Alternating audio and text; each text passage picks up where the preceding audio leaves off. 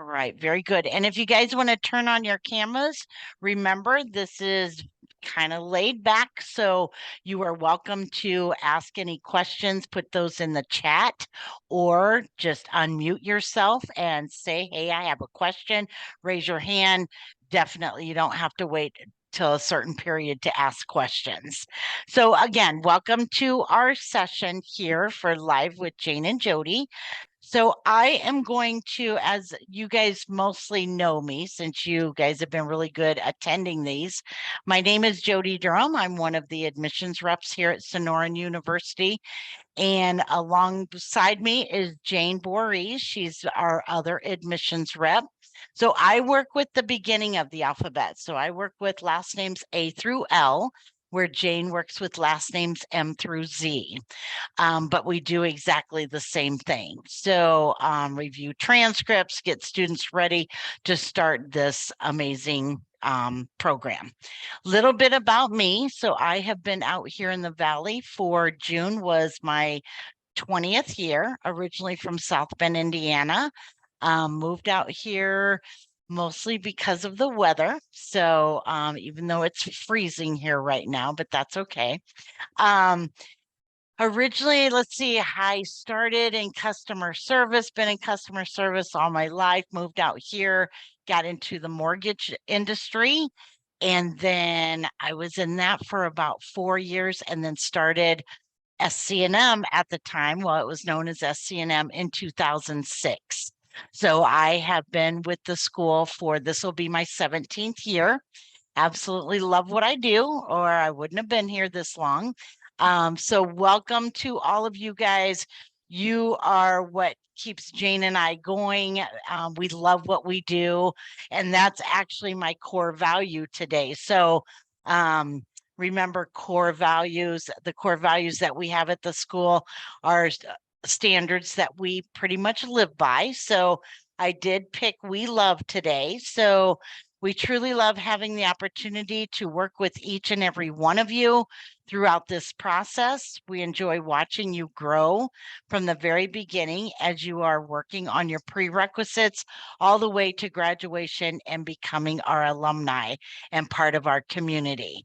Being a part and watching you fulfill your dream is as rewarding to us as it is to you. So again, welcome. Our guest speaker today is Dr. Jennifer Bahr. So let me tell you a little bit about Dr. Bahr. So she has a bachelor's of science in physiology and neurobiology at the University of Maryland. She is a 2012 graduate of SCNM. She served in the U.S. Navy as an Arabic linguist for 6 years and worked with the Defense Intelligence Agency for another 4 before starting SCNM. How exciting. Mom of an almost 3-year-old girl and a 5-year-old lab pit mix. She is a past president of the California Naturopathic Doctors Association, founding vice president of the Psych ANP, current board member of the American Institute of Homeopathy, which is actually the longest standing medical association in the US.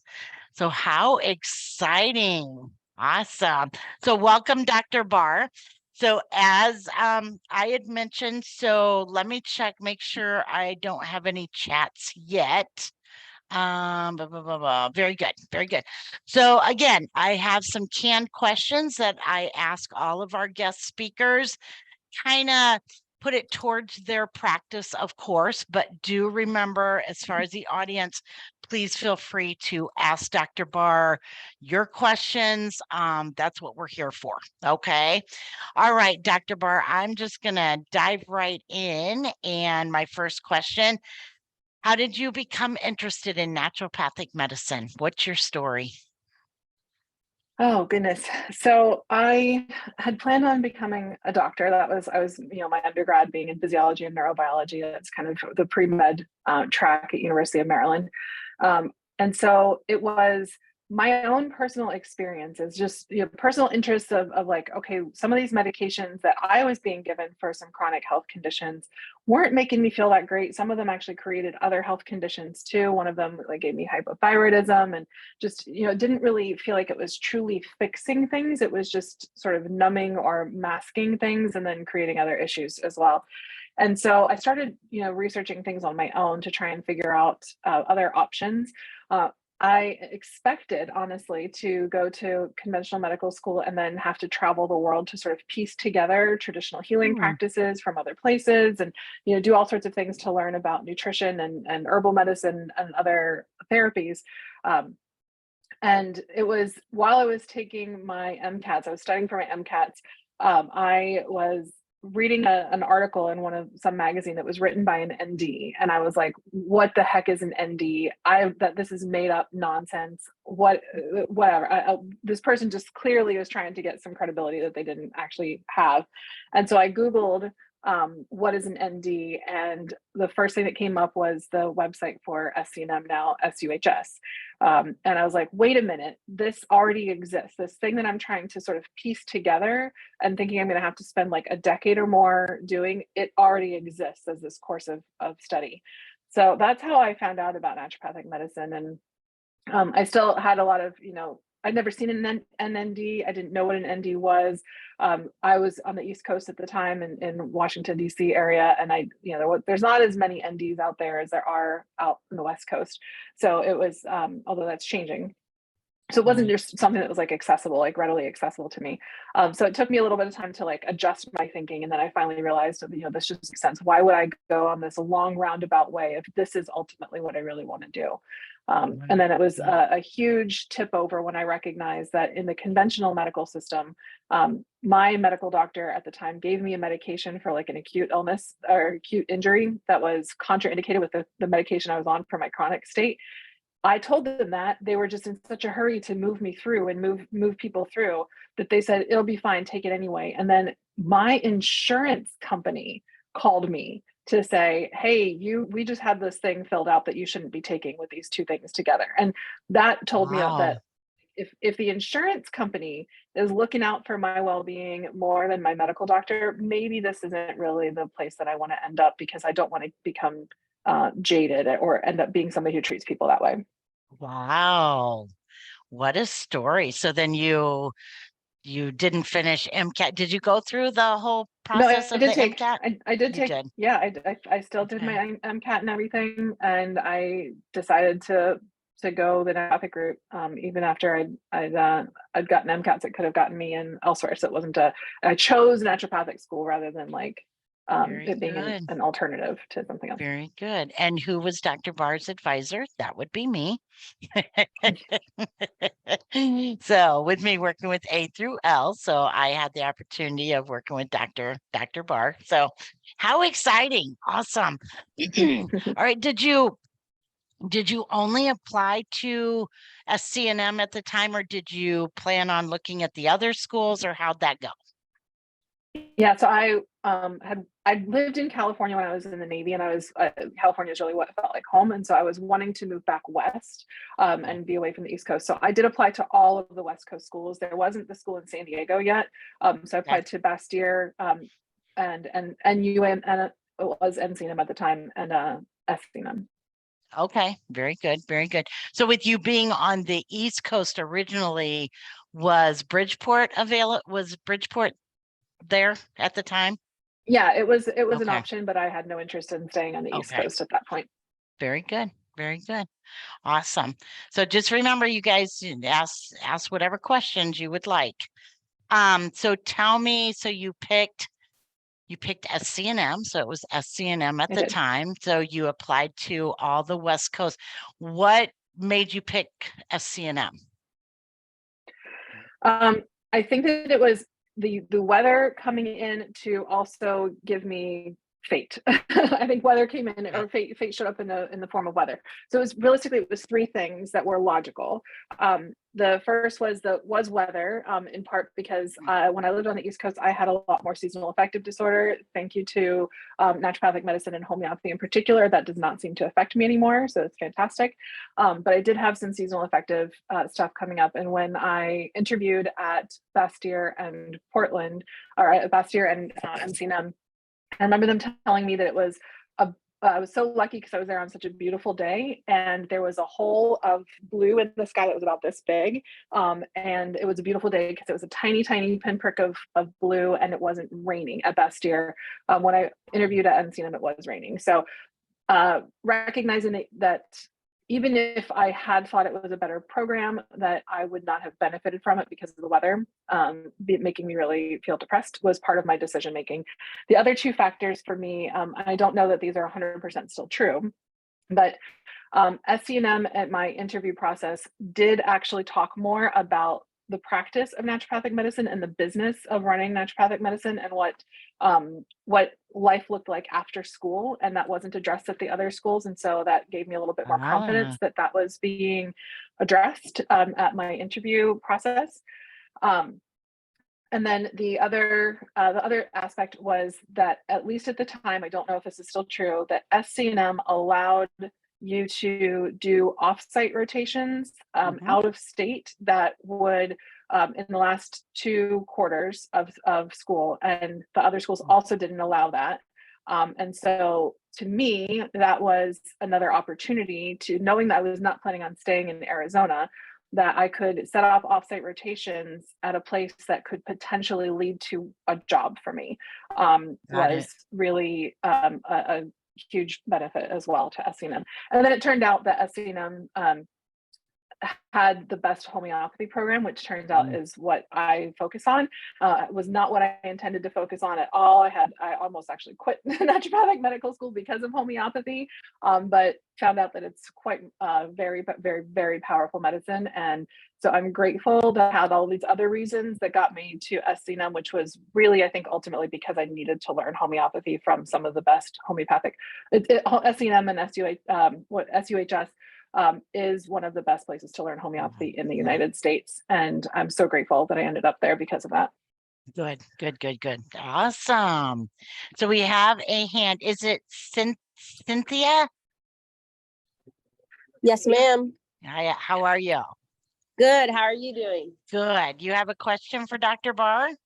Yes, ma'am. I am also a veteran from the Navy. I just got out about 6 months ago, and actually, coincidentally, just visited Arizona. I wish I would have took a tour around the campus, but it's okay. I'll make another trip. I've been looking into the ND program, and I was just curious, Dr. Bahr, if you started your journey while in the Navy, because I know they have different medical programs, and that's something I was looking into while I was serving active duty, or if this was a journey that you began post-military, and if you used your GI Bill and things like that.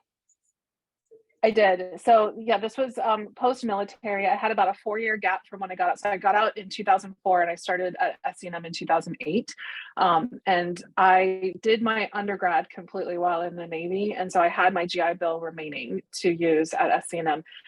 I am old enough and was in long enough ago that I chose to use Montgomery GI Bill, and then I got an added year for the post 9/11 GI Bill. You probably don't have the Montgomery option, but it was really beneficial. And I will say that I was able to graduate with significantly less debt, not no debt. I still had some debt, but I was able to graduate with less debt than my peers. Awesome. Thank you so much. Good question. All right, Dr. Bahr, after graduation, did you do a residency? And if you did, can you tell us why? Or if you didn't, can you tell us why?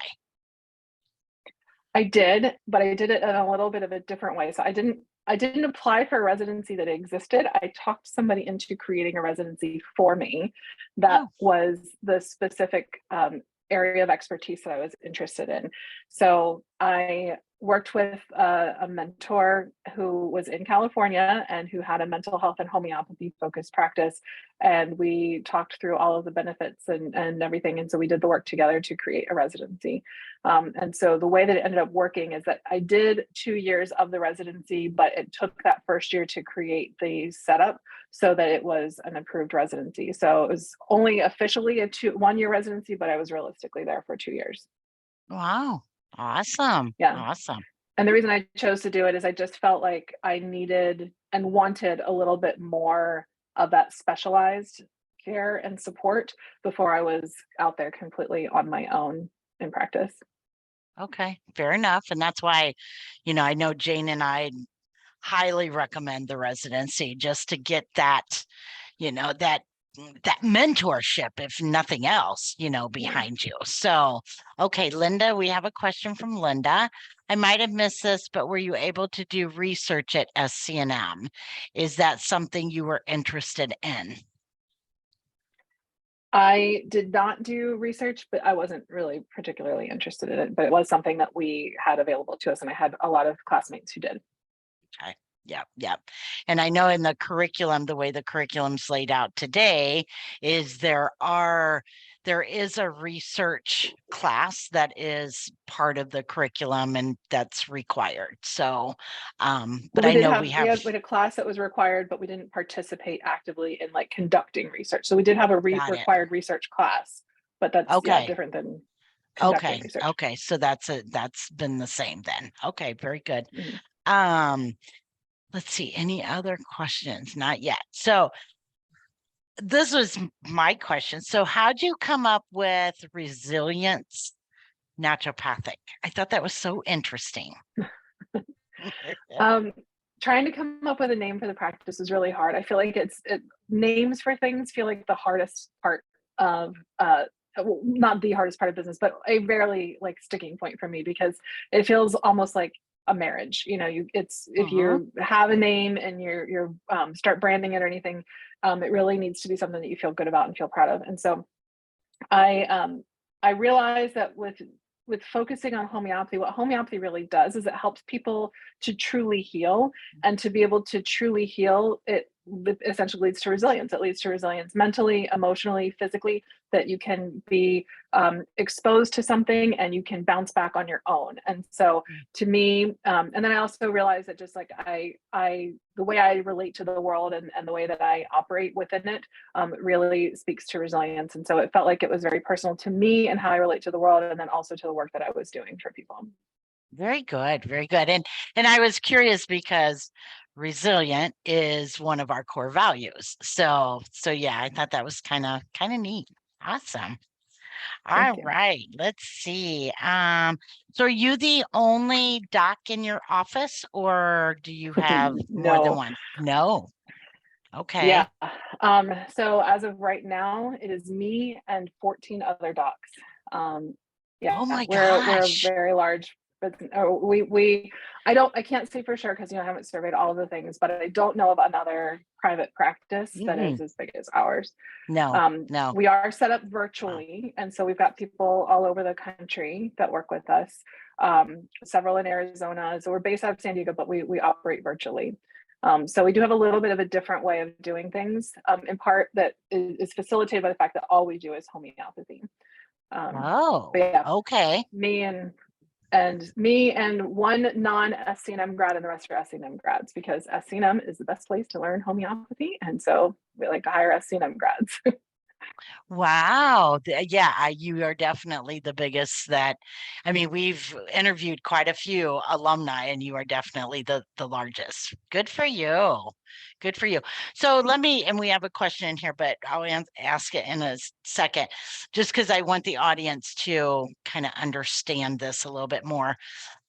As an advisor, to me, homeopathy is probably the hardest modality to explain to somebody. Can you, can you tell the audience, for those who don't know, what is homeopathy and what's its intent to do? Yeah. So I'm like a really big proponent of this. And for those, as everybody here either has already applied or has accepted or, so as everybody here intends to go to. Yeah, so these are students who have started their app or has submitted their app or has been accepted. Yes. Okay. Yeah. All right. So I have spoken at several conferences about homeopathy, at several naturopathic conferences, and a couple of integrative mental health or integrative conferences as well. One of the things that I will say again and again, and you guys will probably hear me at some point in the future if you attend like the AA and PM, I'm happy to be speaking, is that I honestly don't see how somebody could go into naturopathic medicine, learn about homeopathy and what it's capable of doing, and not utilize it. Because the reality is, most people go into naturopathic medicine because they want to help people heal, to recover, so that their body can handle things on their own. They don't need to be taking buckets full of pills, whether those pills happen to be supplements or herbs, herbal tinctures, or conventional medications.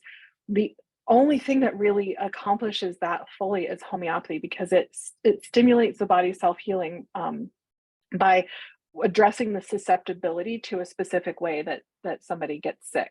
And so it's obviously uses natural substances. It uses single substances found in nature that are prescribed at a very a way of looking at the symptoms that somebody is experiencing when they're unwell, and the symptoms that the medicine could cause if it was given to a healthy person. And it's used in very, very small doses, because what it's really trying to do, and I'm going to get a little bit wonky here, guys, since Jody's letting me. That's okay. What homeopathy does is it uses a very, very small amount of the substance, because it is trying to provoke what's called the secondary reaction to a substance. So if you think about everything that we take as a primary and a secondary action, let's think about coffee. The primary action of coffee is the stimulant, that it makes you more alert, it makes you more agitated, it keeps you awake. The secondary action that we all just call the caffeine crash, that's the secondary action where the body is pushing back against that stimulus that we gave it. What we're doing with homeopathy is we are giving a very, very small dose of a stimulus that looks very much like what we're experiencing, so that we can provoke that secondary response without adding to get that primary response. And that leads to long-term healing, where we see people recover from all sorts of both acute and chronic conditions and not need treatments anymore, because we're just nudging the body to heal. So that's where they come out with like versus like. Yep. Very good. Yep. Okay. It's still hard to Yeah. explain. So I honestly don't. Yeah. I mean, it is hard to explain, and like I do. It depends on how where people are at in their understanding of all sorts of different things. That's the simplest way that I've gotten across right now, and it still needs some work, of course. But the reality is, I just don't see how anybody could go into naturopathic medicine and not utilize something that is stimulating self-healing, and that really does allow us to work ourselves out of a job, because ultimately that's what our job is as a naturopathic doctor, is to get it so that people don't need us anymore. Got it. So, and there's thousands upon thousands of remedies, right, for homeopathy. I remember going into one of our alumni's offices, and was their main focus, was homeopathy. And there was just a wall after wall of just different little jars with these little pellets in there. Yeah. So, wow. Awesome. Very good. All right, let me get to the questions a little bit here. So I'd love to know of your experience after graduating, being able to find work throughout the States or building on personal business within this field. Did you find this to be a smooth transition? Smooth? No. Doable? Yes. So, just to be really honest. So again, I created the job for myself, and one of the reasons that it didn't count for the first year is I essentially had to build up the business to fund it too. So I was coming in and piggybacking off of somebody's business by joining them, and I had to like grow my own client or patient load. So I have never, I mean, I did teach for a short time as an adjunct faculty at Bastyr in San Diego. So that's the only actual employment that I've had outside of that residency that I also sort of created for myself within the naturopathic profession. It takes time. So that's one thing to just be aware of. Like it's definitely doable. And there are a lot of resources for to get support and people who've walked there before you who are able to come in and give you advice and help, and there's courses that you can take and all sorts of things like that. But starting any business on your for yourself, it's bumpy to start, and I'll just be really honest about that. It takes time, and so I would say that I got to a place of being fairly comfortable. It took about 5 years, and I think that that's Wow. true for most people, that it takes some time to get to a place where you're feeling comfortable, and then being able to have grown enough to then hire more people as well. So, I mean, it's obviously possible. I at this point, I mean, I graduated 10 and a half years ago, and I now employ 14 other docs and a whole bunch of support staff. It's 30 people total that work for Resilience Naturopathic. So it's a fairly decent sized business. But so you can be quite successful, and it does take time. And Wow. there can be some hard patches too, because it's just, starting a business and working for yourself can take an emotional toll in some cases. But as long as you go in aware of that and you take the steps that you can. So when I was in school, knowing this, that it wasn't like my previous career where there was jobs everywhere for me, or like an MD where there's just jobs everywhere, that there was some jobs and a lot of people had to figure out their own way. I took every opportunity to take any extra business classes I could. Whenever I had connected with somebody who had a successful business, I would, take them out to lunch and I would ask them questions about how they managed business. And so I did a lot of stuff while I was still in school to prepare and to help with that mindset. And then also to just recognize the sort of like emotional support that I might need in the tougher times when I was going through the ups and downs of building a business. Wow. And it's got to be scary too. I would think it'd be scary to, okay, here's your life for the last 4 years of being a student, and now you're Mhm. going to completely switch to being a business owner. That's got to be scary. Yeah, and Very good. and you leave your little naturopathic bubble too. So, then Yeah. having to go from a place where everybody understands, like you're all going through the same stuff, you're living in the same world, and then you have to shift to be able to talk to people who might not really understand what it is that you do. Right. It can be challenging. But I did, in those 5 years, I also met and married the love of my life and moved to a different city and all sorts of things. So I created some of my own stuff too, that I was, Okay. and I was doing it in like a city where I had some roots, but not a ton of roots, both up in Monterey, Santa Cruz area where I first started. And then I moved down to San Diego where I had nothing other than hopes and dreams. And it worked out. Very good. Worked out for the best, and that's all that matters. Let's Yeah. see. All right, let's see. Where am I now? I'm getting a little bit behind here. Let's see. How do you think naturopathic medicine has changed since you started school? How has it changed? Well, I mean, it's changed. What I've seen within the naturopathic profession has been, I think, sort of like what we're seeing in the world as a whole, where people are getting into like four sort of factions about things. And so I'm grateful that I'm here to talk as somebody who has a successful homeopathy practice, because homeopathy is I think a vital component of naturopathic medicine. And there are some people who think that homeopathy shouldn't be in the naturopathic medical program. And if you had asked me when I first started naturopathic medical school, I would have thought I would have ended up in that other camp where that you think it shouldn't be part of the naturopathic program. And like I said, I almost quit naturopathic medical school because of homeopathy. There is some divisiveness specifically around homeopathy. And there are some people who are more strict to the roots of what naturopathic medicine is, which is sort of what I talked about, where we're wanting to help people to stimulate healing and help people get to the point where they don't need us, versus people who are maybe a little bit more what we call green allopathy, where really wanting to stick strictly with what they call evidence-based medicine, but evidence-based medicine has its own there's advantages and disadvantages to what we call evidence-based medicine, and not everything that's evidence counts as evidence for evidence-based medicine, which creates its own challenges too. So those are some of the things that have been a little bit have shifted over time, where there's been just like a little bit more division between the two different or a couple of different ways of seeing health and healing within naturopathic medicine. Very good, very good.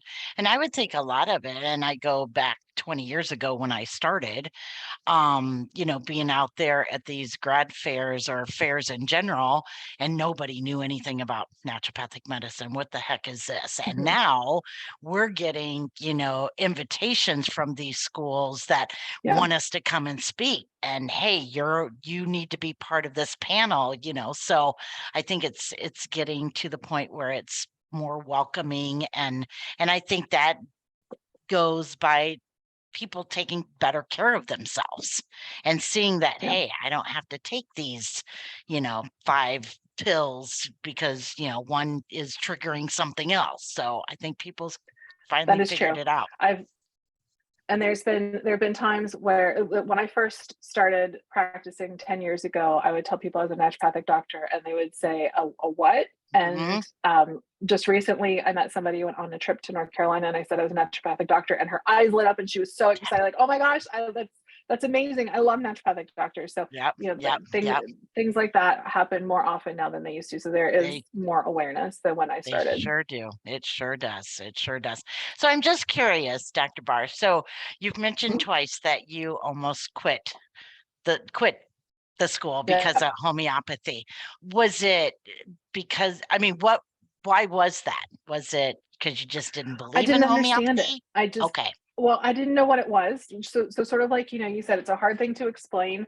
I didn't really know what it was when I started. And when our first class had explained to me what it was, and it, giving very, very dilute doses of something. When I first started school too, so we now know that homeopathy and homeopathic medicines contain nanoparticles. That was found out in 2010. I started school in 2008. So I thought that they were telling me to give people magic medicine of nothing and hope, like basically giving people hopes and dreams that they were going to get better. And I was like, I'm going to work with really unwell people. How can you give them medicines that are nothing and hope that they're going to get better? Like I said, we now know that homeopathic medicines contain nanoparticles, and that was 2 years after I started learning about it. And it was my own healing that something happened with my conventional provider that I thought was not acceptable. And so I was willing to give homeopathy a try, and it worked remarkably well, better than anything else that I'd ever done. And so I said, okay, well, I don't understand how it works, but I need to pay attention here. And look at your business now. Who would have thought? Yeah. All right. So do you find in your experience that homeopathy works faster with children than adults?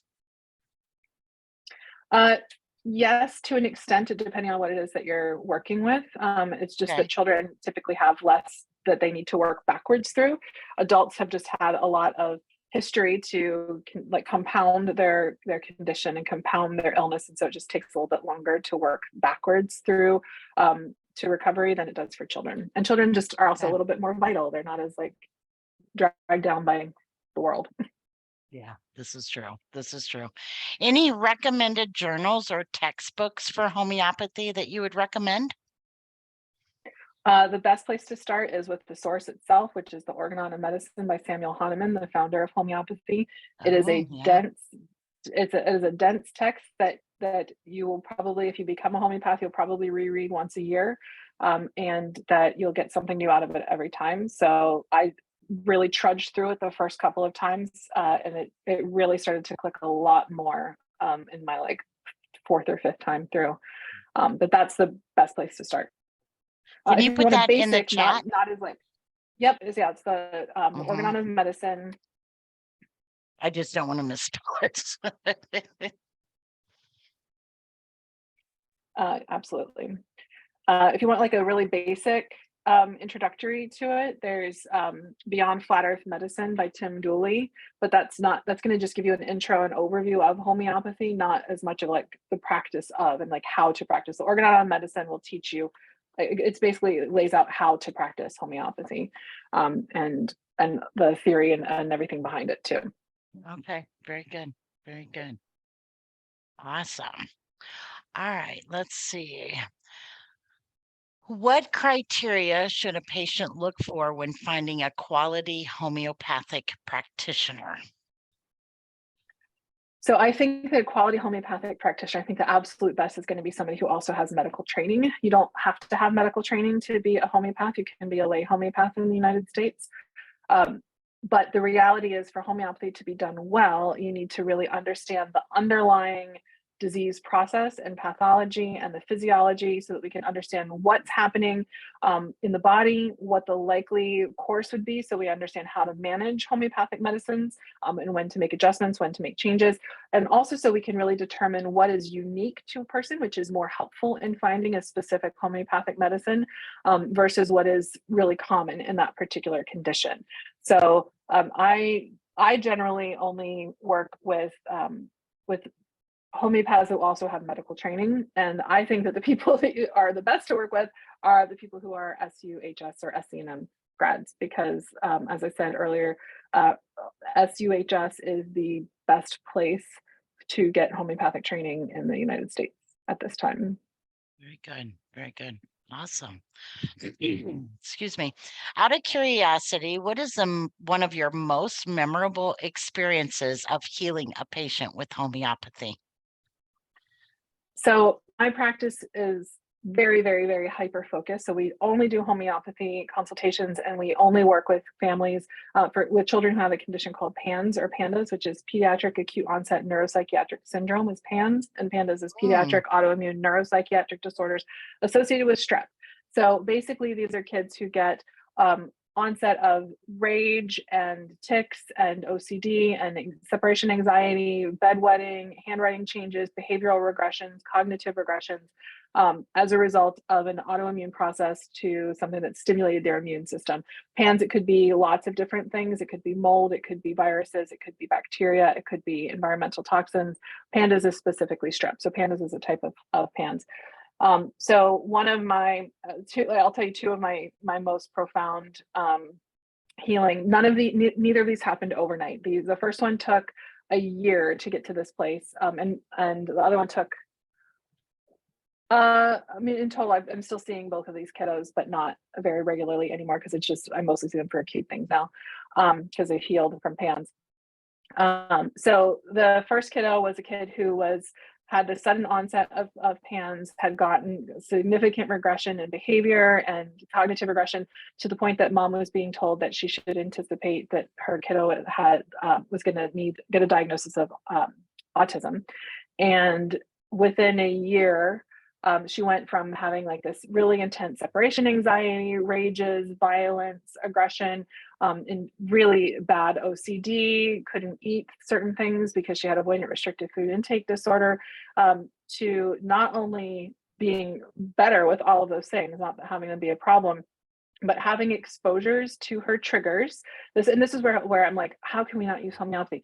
She could be exposed to her triggers. So she got strep, which was an early onset trigger for her. She got strep, and she just had a typical response to strep. So, and that's because homeopathy addresses that unique susceptibility to having this atypical response. So it doesn't mean she's never going to get strep, but she was able to get strep, and she had a very short episode of it. She got typical symptoms, sore throat, fever, and homeopathy also helped address that as well. So it repaired the way her immune system was responding to things. And I remember the time when she then also caught up cognitively. And so this kid who like a year prior had been in like special ed and had all these educational accommodations, was now being tested for the gifted and talented program. And so like just a really remarkable change. And then there's another girl also with PANS. She had onset a little bit later.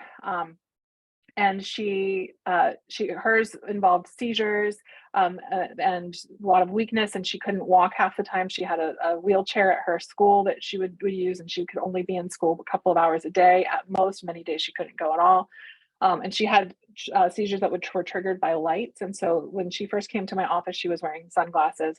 And it was a good day because she walked in instead of having to be wheeled in a wheelchair.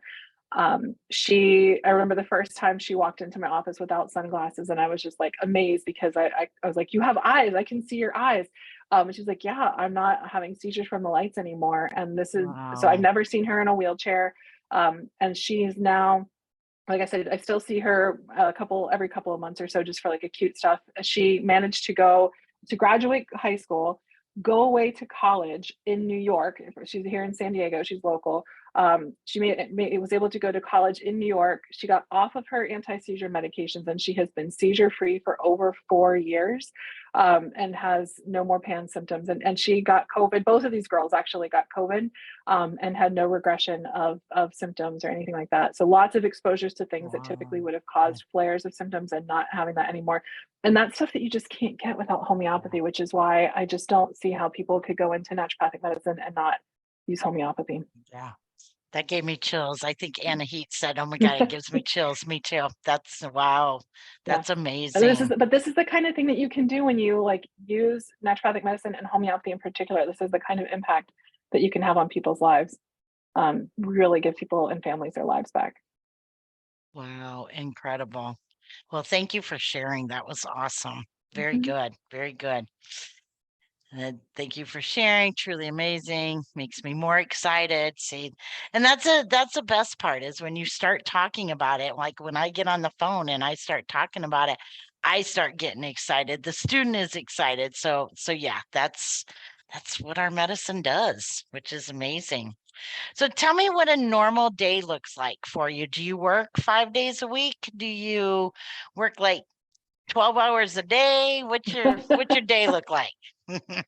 Yeah. So my days look different now because I have had to step back because I run such a large practice. My job is doing more of the community education and getting people in the door, and then managing the docs. So I only see clients or patients a half day a week now. I used to see Okay. people 8 hours a day, 4.5 days a week, and then I would do like marketing related things and other business administrative things around that. And so it obviously, the amount of time will build up as you're seeing more patients and doing more, like having to still do administrative and marketing things. And you'll eventually reach a point where you recognize that you need to hire somebody. So people have all sorts of different ways of navigating work-life balance. I went a little on the heavier side, and I'm trying to recuperate from that now a little bit, to get things up and running. And but we recognize the importance of that. And so at our team, we actually have people only seeing clients 20 hours a week, so that they Okay. can also have time to do for themselves and to recuperate, because it's it can be heavy working with really intensely unwell children Yeah. and families, and so making sure that there's space for that. And so we really, in my business, we take a lot of effort to make sure that we're giving people the balance they possibly can so that they can do this for the long haul. Yeah. Yeah. It's got to probably be kind of draining at times, I'm sure. But how rewarding though when you make somebody or where you see somebody getting better, you know. And the thing is, it doesn't have to be draining. And that's really where it comes down to, like, making sure you take care of yourself and set Right. good Right. boundaries up front. And I think that Right. that's one thing that is good to know going in, for those since you guys are early in the stages here, recognizing that you have expertise that is valuable, and that you should be paid for that time, Yeah. and that you have to have appropriate boundaries, so that people respect that advice that you're giving, and so that you can continue to give it. And so just Yeah. recognizing up front and practicing early on, maintaining good boundaries with patients and your work, so that way you don't get burned out. Yeah. That's true. That's true. So do you guys does your office take insurance or is it strictly No, cash pay? Okay. strictly cash Okay. pay. Okay. Very good. Very good. I think that's what all the alumni that we've kind of interviewed this season, all cash pay. So that's a normal, I guess. So, all right. So Ryan asks, what are your recommendations or resources for learning to build a successful practice? Any highlights from your own career and business? So like I said, I just took every opportunity to take classes on business. So I did a couple of different ones. I don't know if they're even still offered. The Eli Camp did something for when I was in school, and then Dick Tom did a class as well that became for a while part of the required curriculum at SCNM. It was not before. I don't know if it still is, but I took part in getting it there. Yeah. So I did those all extracurricularly. The thing is, like, the resources that I used might not be really relevant right now because the practice of medicine has evolved and changed. I got really lucky that my practice was already set up virtually before the pandemic, but the pandemic has changed so many things for so many people. So, So many. Yeah. yeah. So I would, ultimately what the most important thing for building a successful practice is making sure you're doing something you care about. Like, I could not have built this practice around eczema. I don't care about eczema. I can't get excited about it. I can't get out and talk to people about it all the time. Yeah. It's just not interesting to me. So, like, something that you feel personally passionate about, and that you can share that passion and that expertise and that confidence, and be that source of both Mm, inspiration and hope for people who are going through the healing process, is really probably the most important thing. Going into something just because it's a good money opportunity or good business opportunity, people are going to pick up on that, and yeah. it's going Yeah. to they're going to pick up on it, and you're going to be dragged down by it, and Yeah. potentially be resentful. So Yeah. when you have the harder days, and it's easier to keep going if it's something you really, really care about. Yeah. The most important thing that for me, has been that um, finding a niche and an area of expertise that you love, because the reality is, if you're an expert in everything, you're an expert in nothing. And I know that there are some people who push back against this within naturopathic medicine, because naturopathic medicine does treat the whole body. But the reality is, I would, especially something as complex as PANS and PANDAS in children, the way that you have to navigate there's no way that somebody who doesn't do this all day, every day, could have the level of success that we have, because it just requires so much understanding and nuance. And I honestly, when I had a more broad mental health practice, before I narrowed and like really, really cut down and said, nope, everybody else, it's not PANS or PANDAS I'm referring out. It was making me crazy, because I was like, how can I possibly have expertise in schizophrenia and bipolar disorder and OCD and depression and anxiety, and they're all Yeah. so different and have so many different complicating things. And that was even with like a just mental health focused practice. So the more narrow I got, and the Mm, more passionate I felt about the thing that I was focusing on, the better I did, the better I felt, and the easier it was. So you are still a naturopathic doctor that is still addressing the totality of the underlying cause of the whole person and everything that's going on. And with homeopathy, you can't help but do that, because you have to look at the totality of symptoms. Um, but you're doing it in a way that is going to give you more peace, and give the people who are coming to you more peace of mind. Because, like I said, if you're an yeah. expert in everything, you're an expert in nothing. And people are going to find you primarily through word of mouth and internet searches. And if you can't speak directly to them and what their experience is, and tell them what their solution is going to be, and how you are part of that solution, then you're no different than anybody else. There's no reason for somebody to see you specifically. Very good. Great advice. Awesome. That was great advice. Gotta love what you do. Mhm. Awesome. All right. So Marina says, I continue to have concerns about finances while attending school and not working, as I have a child who has also just started at her own university. This is especially true with current inflation and living expenses. Did you and your peers find this to be difficult while obtaining your education? Good question. Um, so obviously we all did it. We all went through and made that decision. I can't really speak to what other people, what their experience was afterwards. And my personal experience, I went in, I didn't have a child yet, and I was unmarried and no children. And I did have the benefit of having some of my GI bills. So I was able to not work in school. And I mean, it took a while, but I have actually paid off my student loans now. So I'm pretty proud of that. Very But good. it's not.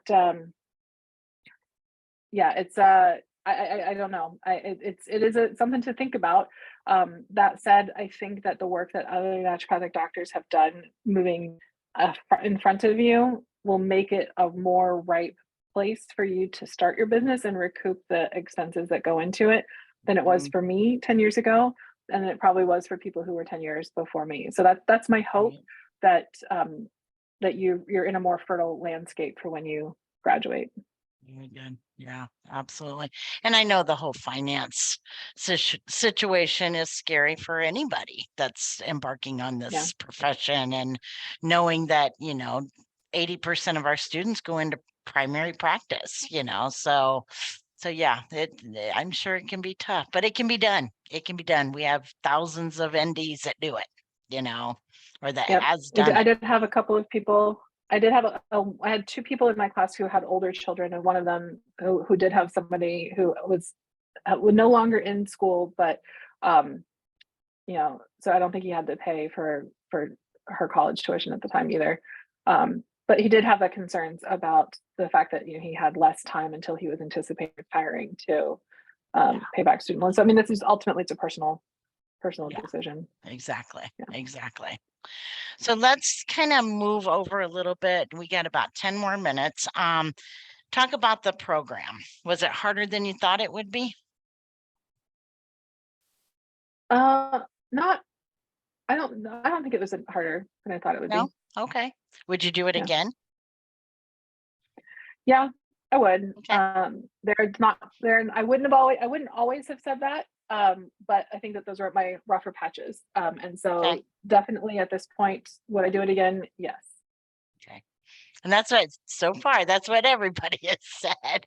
But yeah, you're going to have those rough patches, I mean, that's life. That's life. And that's what we try to tell people, I mean, if you went through medical school for 4 years and it was smooth sailing, really, did you really learn what you needed to learn? I don't know. I mean, there's got to Yeah. be some struggling somewhere, Yeah. so Well, and I mean, I hope that this is like just for full on authenticity here. When I went through school, I felt like there was too much sunshine and rainbows, and so I'm just trying to be authentic and real. That it's not like 100%. It's not smooth sailing across the mm, board. Is it mm-mm, still worth it? Am I still like happy with what I'm doing? Am I successful? Am like I said, I managed to pay off my student loans, and all that. Like, so it is still a great path to go, even with the rough stuff. But the reality is, like, right. nothing worth doing in life is just easy. Exactly. Well said. Well said. All right, Dr. Bahr, did you have any medical background prior to you pursuing becoming an ND? There was no No, medical just my background, was undergrad, there? and yeah, just Yeah. physiology, Yeah. neurobiology. It was like a complete 180. I was an Arabic translator working in the intelligence field. So Wow. How exciting. How exciting. So for these students, like I said earlier, they are um, started application, submitted application, interviewing, getting ready to interview, or been accepted. What professional advice can you give these students regarding school and then regarding once school is done that they can take um, with them? I mean, I think it goes back to like the things that I've been saying over and over. If I really condense it down to know yourself up front, know what you are really, really passionate about. I started once I figured out that homeopathy and mental health were and pediatrics, those are like the three things. I was like, okay, these are what I care about the most, and everything else, like, I have to learn it. It has relevance. But this is really where I'm gonna this is where I want to focus. I took every opportunity I could outside of school to do extra things related to that to help keep me going and to help me feel as prepared as possible. So I was that person. So at SUHS, you're allowed to do extra homeopathy shifts that you don't get credit for. Yep. That's another advantage of SUHS over other schools that don't allow you to do that. Some of them even put limits on the amount of homeopathy that you can do, which is nonsense and horrible for the profession, if you ask me. Yeah. But SUHS allows you to do extra, like to sit and observe and participate in homeopathy shifts. that you're just doing for your own edification and not getting credit for. I did a ton of those.